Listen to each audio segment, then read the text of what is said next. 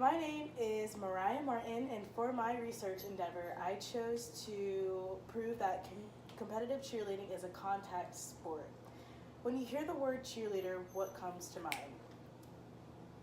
Your opinions may or not be based on stereotypes you've heard, but what you've witnessed at school functions or other sporting events.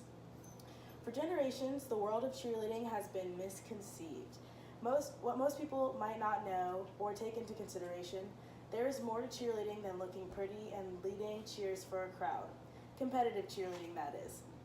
Competitive cheer takes dedication, athleticism, strength, and teamwork just like your average sport like football or basketball. Competition cheerleaders are fueled to win competitions against other teams in their division. For years, cheerleading has been debated and talked about on whether or not it should be a sport.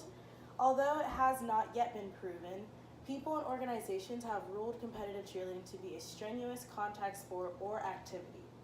Cameras, lights, and makeup and bows describe the life of a competitive cheerleader, but that does not justify the talent and skill set needed to execute a perfect 2-minute and 30-second routine. Although the NCAA does not recognize competitive cheerleading as a sport, girls and boys around the world are fighting their battle to get their passion nationally and globally recognized. Within competition cheer, each team is required to perform and perfect a series of sections within a 2-minute and 30-second routine. Stunts, pyramids, baskets, jumps, and a dance. To be able to pull off a routine with all 5 requirements takes teamwork and patience. Most people are unaware of the things competitive cheerleaders do because of stereotypes and sideline cheerleaders. I would like for the general public to understand the hand-eye coordination it takes to be a successful cheerleader.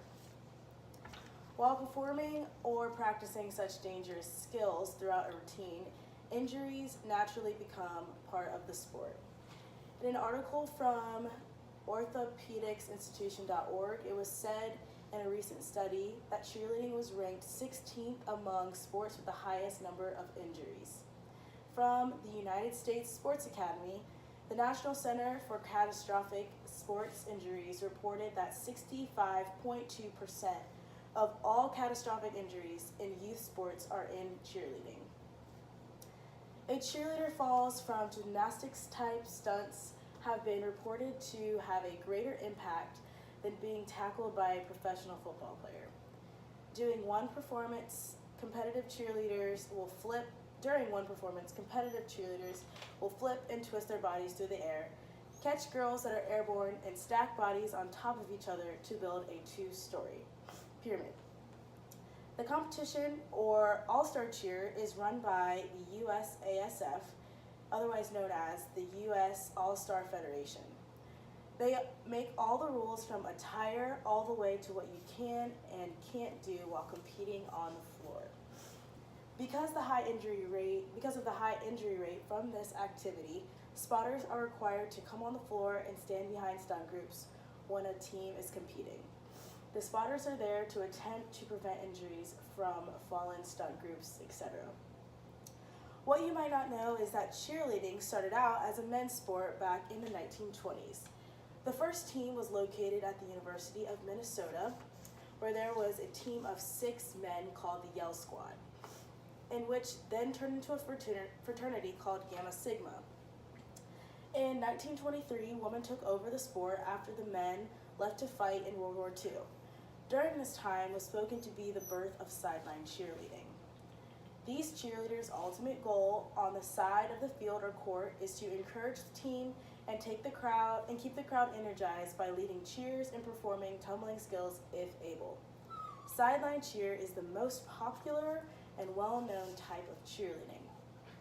It requires physical activity, but not much. Competitive cheerleading stemmed from sideline. It has developed to put more of an impact on the body because of the stricter requirements and the object to compete against multiple other teams and win. For my initial and material product, I chose to construct a series of questions for, before, and after a video of a world championship winning team. In the video, 2 team members were injured or hurt during the first routine. Then they had to replace those 2 team members and change the routine accordingly within the time span of 30 minutes. The team then comes back and delivers a perfect routine. The questions before the video asked if the viewers had ever heard of competitive cheer. Do they think it's a contact sport? And do they think it takes athleticism? And where do they get their general idea of cheerleading from? After watching the video, I asked whether or not their perception on the sport had changed and if they were surprised about what they saw. To my surprise, I received that almost half the people I surveyed had not changed their opinion on competitive cheerleading being a contact sport. Additionally, I was a cheer and tumble coach at a local cheer and gymnastics gym when I was in high school. I partook in helping children master their tumbling skills and essentially increased a level 2 team's routine score by providing them with helpful suggestions. Some may say that competitive cheerleading is not a sport, but it does not involve a ball, or that it is subjective because routines are judged, and they are right. Results of sporting events should not be determined based on someone's feelings or opinions, but rather on talent, skill, and ability to score enough points to beat the other team. Because of my first-hand experience, I know the physical strength it takes to be successful in this activity. I have suffered from broken fingers and dislocated knees and witnessed knocked out teeth and black eyes.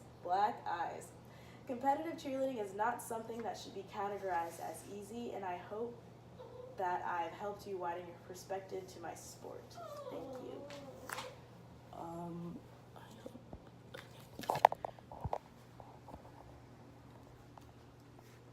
Okay.